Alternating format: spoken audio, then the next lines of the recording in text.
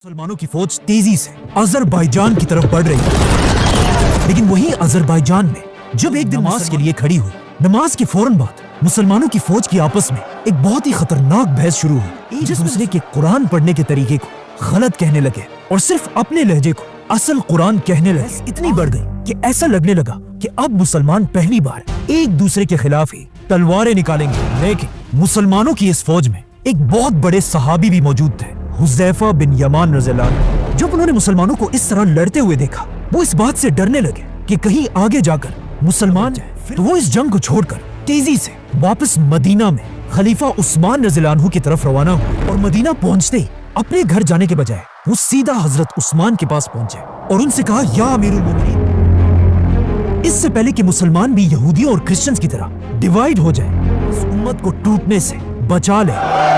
लेकिन ये कोई पहली दफा नहीं था कि आसमानी किताबों पर बहस हुई हो, इससे पहले भी ऐसा हो चुका था। दुनिया में 4 बड़ी आसमानी किताबें हैं, तौरात, ज़बूर, इंजील और कुरान। पहली किताब तौरात एक बहुत बड़े पैगंबर मूसा अलैहिस्सलाम पर नाज़िल हुई। जब मूसा अलैहिस्सलाम ने फिरौन और उसकी समंदर में तबाह कर दिया था और बनी इसराइल को लेकर डेजर्ट में फिर रहे थे, तब अल्लाह ने मूसा अलैहिस्सलाम पर तौरात नाज़िल की। जैसे ही मूसा अलैहिस्सलाम पर तौरात ने फौरन हुक्म दिया कि अल्लाह की इस अजीम किताब के लिए एक बड़ा संदूक ताबूत बनाया जाए। इस ताबूत में तौरात के साथ साथ कुछ और भी होली चीजें रखी, जैसे कि हारून अलैहिस्सलाम की छड़ी, द 10 कमांडमेंट्स और मनो सलवा का एक बर्तन। ये ताबूत बनी इसराइल के लिए कि वो इसकी अपनी जान से भी ज्यादा हिफाजत करते थे। और आखिर फलस्तीन को फतह करने के बाद बनी इसराइल ने ये ताबूत अपने सबसे बड़े टेंपल में रखा और अगले 300 साल ताबूत और तौरात वही पड़े रहे। लेकिन आखिर 300 साल बाद बनी इसराइल के फलस्तीन पर एक बहुत बड़े कौम ने हमला किया। सबसे बड़ा वॉरियर था जालूत। जालूत और उसकी फौज बनी इसराइल को तेजी से क्रश करती गई और बनी इसराइल के हाथ से निकलने लगा। और हालात इतने खराब हुए कि बनी इसराइल के उलमा ने फैसला किया कि आज के बाद हर जंग में हम ये ताबूत सामने रखेंगे ताकि इस ताबूत की बरकत से हम जंग जीत जाएं। लेकिन ऐसा नहीं हुआ। फौज ने सबसे पहला हमला इसी ताबूत पर किया और मूसा अलैहिस्सलाम के इस ताबूत को छीनकर अपने साथ ले गए, जिसके अंदर अब तक दुनिया की पहली असली तौरात पड़ी हुई थी। आखिर बनी इसराइल का एक बहुत बड़ा बादशाह है, दाऊद अलैहिस्सलाम, जिन्होंने जालूत और उसकी फौज पर हमला किया और मूसा अलैहिस्सलाम के संदूक को दोबारा उसकी असल जगह पर रखा। लेकिन यहाँ एक बहुत बड़ा मसला ये था, जब इस संदूक को खोला गया, इसके अंदर मूसा अलैहिस्सलाम की तौरात थी ही नहीं। तो पहली बार दुनिया से ओरिजिनल तौरात गायब हो चुकी थी। इसीलिए दाऊद अलैहिस्सलाम पर दूसरी आसमानी किताब नाजिल हुई, ज़बूर। तौरात को दोबारा लिखा और तौरात और ज़बूर को एक साथ एक ही जगह सेफ रख दिया। लेकिन दाऊद अलैहिस्सलाम के 400 साल बाद एक बार फिर फलस्तीन पर हमला किया गया। बेबीलोन के बहुत बड़े बादशाह बख्त नसर, उसने इतना खतरनाक हमला किया कि लाखों यहूदियों को मार डाला, यहूदियों के टेंपल को गिरा दिया और हुक्म दिया कि जाओ और दुनिया की हर तौरात को जमा करके उन सबको आग लगा दो। और इस तरह एक बार फिर तौरात और ज़बूर गायब हो गई, जिसके बाद अगले 100 साल तक दुनिया में कोई भी तौरात और ज़बूर नहीं थी। आखिर 100 साल बाद एक यहूदी ने दोबारा तौरात लिखी, लेकिन कुछ बादशाह ने हमला किया और तीसरी बार दुनिया की सारी तौरात को जला दिया गया, जिसके बाद फिर दोबारा तौरात लिखी। इसी तरह आज दुनिया में जो तौरात है, द हिब्रू बाइबल, वो मूसा अलैहिस्सलाम की ओरिजिनल दुनिया से 3-4 बार गायब होने के बाद दोबारा लिखी गई है। इसीलिए आज दुनिया में कोई भी यहूदियों की इस किताब को असल किताब नहीं मानता। इवन यहूदी भी। The Bible is literally not true. अब तौरात के बार-बार गायब होने और जला दिए जाने की वजह से तौरात इतनी बिगड़ चुकी थी, अब दुनिया में अल्लाह की कोई भी आसमानी किताब अपनी असल शक्ल में मौजूद नहीं थी। इसीलिए यहाँ पर अल्लाह ने अपने बहुत बड़े पैगंबर ईसा अलैहिस्सलाम पर अपनी तीसरी आसमानी किताब नाजिल की, इंजील। लेकिन इंजील को भी बिल्कुल कुरान की तरह पहले दिनों में एक किताब की शक्ल में नहीं लिखा गया और ईसा अलैहिस्सलाम के दुनिया से जाने के ज़बानी एक दूसरे को इंजील सिखाने लगे। और आखिर ईसा अलैहिस्सलाम के 100 साल बाद एक आदमी ने दुनिया की पहली और उसे सही इंजील कहने लगा।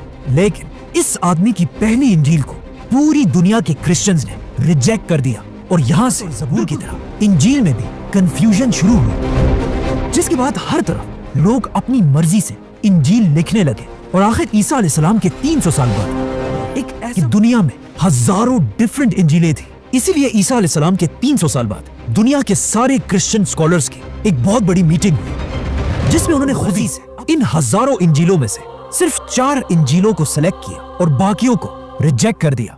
इसीलिए आज के जमाने की इंजील बाइबल को ईसा अलैहिस्सलाम की सही इंजील नहीं कहा जा सकता। क्रिश्चियंस इसे सही इंजील नहीं समझते। तो अब तौरात, जबूर और इंजील किताबें जब दुनिया से गायब हो चुकी थी, तो अल्लाह ने दुनिया में अपनी आखिरी किताब नाजिल की, कुरान। Muhammad, read. लेकिन बिल्कुल तौरात, जबूर और इंजील की तरह हजरत उस्मान के दौर में कुरान पर भी बहस करने लगे। उसी वक्त हुज़ैफा बिन यमान रज़ियल्लाहु अन्हु खलीफा उस्मान के पास पहुंचे और उनसे कहा, इससे पहले कि मुसलमान भी बिल्कुल यहूदियों और क्रिश्चियंस की तरह अल्लाह की किताब पर इख्तिलाफ में पड़ जाए, आप इस उम्मत को बचा लें। लेकिन खलीफा उस्मान रज़ियल्लाहु अन्हु को इस मसले का पहले से ही पता था, क्योंकि इससे कुछ ही दिन पहले एक दिन मदीना में 2 बच्चे कुरान सुना रहे थे। इन दोनों बच्चों का कुरान था तो एक ही, लेकिन इनके कुरान का लहजा एक दूसरे से डिफरेंट था, जिसकी वजह से ये दोनों लड़ने लगे। जब उनके टीचर्स को इसका पता चला, इन बच्चों के टीचर्स भी कुरान के लहजों पर लड़ने लगे। ये लड़ाई इतनी फैल गई कि ये मसला सीधा खलीफा उस्मान तक पहुंचा। तो अब जब मदीना से लेकर खिलाफत लोग कुरान के लहजों पर बहस करने लगे थे, तब हजरत उस्मान ने अपनी जिंदगी का और मदीना के सारे बड़े सहाबा को मस्जिद नबवी में जमा किया और फिर रसूलुल्लाह सल्लल्लाहु अलैहि वसल्लम के मिंबर पर खड़े होकर कहा कि वक्त आ चुका है, पूरी दुनिया के मुसलमानों को एक ही लहजे पर यूनाइट किया जाए। जिसमें कुछ सहाबा हजरत उस्मान के इस फैसले से खुश नहीं थे, लेकिन ज्यादातर सहाबा ने हजरत उस्मान के, जिनमें सबसे बड़े सहाबी थे फ्यूचर खलीफा हजरत अली रज़ियल्लाहु अन्हु। हजरत उस्मान लहजे का कुरान बनाने के लिए 8 लोगों की कमेटी बनाई और इस कमेटी का हेड उन्होंने ज़ैद बिन साबित रज़ियल्लाहु अन्हु को बनाया, क्योंकि ज़ैद बिन साबित कोई आम सल्लल्लाहु अलैहि वसल्लम के जमाने से कुरान की आयत लिखा करते थे। और हजरत अबू बकर रज़ियल्लाहु अन्हु के जमाने में ज़ैद बिन साबित रज़ियल्लाहु अन्हु ने पहली किताब की शक्ल में लिखवाया था। ये दुनिया का पहला कुरान सबसे पहले अबू बकर रज़ियल्लाहु अन्हु के पास था, फिर हजरत उमर रज़ियल्लाहु अन्हु के पास, और अब हजरत उमर रज़ियल्लाहु उम्मुल मोमिनीन हजरत हफ्सा रज़ियल्लाहु अन्हा के पास था। तो हजरत उस्मान ने इसी कुरान को दोबारा मंगवाया से कहा कि इसी कुरान को देखकर एक ही लहजे में कुरान लिखो। कुरैश का लहजा होना चाहिए, क्योंकि कुरान असल में इसी लहजे में नाजिल हुआ था। जैसे ही कुरान एक ही लहजे में कंप्लीट कर लिया गया, पूरी खिलाफत ने एक हुक्म जारी किया कि जिस मुसलमान के पास भी कुरान के हिस्से पड़े हुए हैं, चाहे वो चमड़े, पत्थर या पत्तों पर लिखी हो, उन सब कुरान खिलाफत के हवाले कर दिया जाए। जिसके बाद पूरी दुनिया के मुसलमान अपने अपने कुरान के नुस्खों को खिलाफत के करने लगे। जब कुरान के ऑलमोस्ट सारे नुस्खे हजरत उस्मान के पास जमा हुए, हजरत उस्मान अब इन सब को आग लगा दी जाए। जैसे इन सब को आग लगाई गई, उसके बाद अब दुनिया में कुरान बाकी रहा, कुरैश के लहजे में लिखा गया कुरान। जिसके बाद हजरत उस्मान ने इसी कुरान के 7 कॉपीज बनाई और हर बड़े शहर की तरफ भेज दी और पूरी दुनिया में ऐलान किया कि आज के बाद पूरी दुनिया के मुसलमानों का यही कुरान होगा। हजरत उस्मान के इसी कुरान को आज पूरी दुनिया के बिलियंस ऑफ मुसलमान डेली पढ़ते हैं। और हजरत उस्मान के जमाने का कुरान दुनिया के कुछ हिस्सों में पड़ा हुआ है, उज़्बेकिस्तान, इस्तांबुल और इवन बर्मिंघम में भी उसी कुरान का कुछ हिस्सा आज तक पड़ा हुआ है। Remarkable document had been resting on the shelves of the university for decades. इस तरह हजरत उस्मान ने कुरान को आज के तौरात और इंजील की तरह बिगड़ने से बचा लिया, क्योंकि आज पूरी दुनिया में कोई भी कुरान की ऑथेंटिसिटी पर सवाल। अब हजरत उस्मान ने पूरी दुनिया के मुसलमानों को एक कुरान पर यूनाइट तो कर लिया था। मुसलमानों की खिलाफत जो इससे पहले बहुत तेजी से हर तरफ फैल रही थी, अब बिल्कुल स्टॉप हो चुकी है। की फौज मुसलमानों को एक कदम भी आगे रखने का मौका नहीं दे रहे थे। तो अब हजरत उस्मान की खिलाफत में आगे बढ़ने का सिर्फ एक ही रास्ता था, समंदर। इस्लाम की नेवी